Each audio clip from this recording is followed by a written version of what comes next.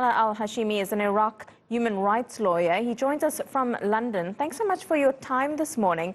Now, despite so many deaths, protesters seem very determined to continue demonstrating until the government either resigns or takes what they think is real action.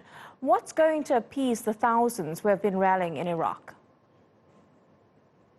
Thank you very much for the invite. First of all, I would like to say that there have been repeated failures by this government and its predecessors to meet any demands by the ordinary citizens of Iraq. And that's the reason why there is a complete and utter lack of trust from the demonstrators towards this government and any other government that falls into place on the basis of the current system. And therefore, in brief, I would say, from my observations of the demonstrations in Iraq, their demands are as follows. It is the complete uprooting of the current government with all of its ministers, the imposition of emergency laws while the constitution is amended or even redrafted, and for the United Nations or even the Arab League, an influential organization, let's say, to interfere in observing the free, fair elections. And it will not be based on the sectarian or ethnic divisions of Iraq. It will be based on decency, honesty, sincerity, and qualification as opposed to any other.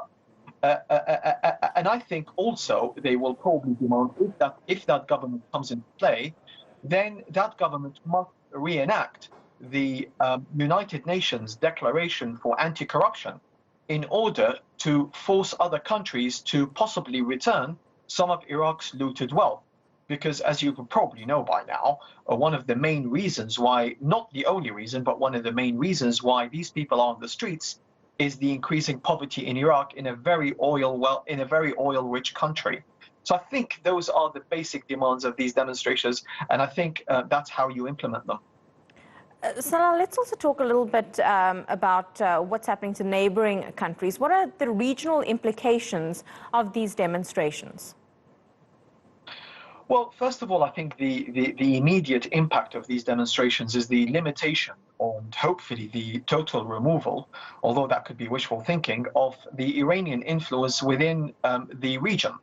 Now, that has been not a very pleasant influence, as you might probably know by now, because Iran has clearly backed a number of armed militias in Iraq who are currently accused of committing severe human rights breaches within the country.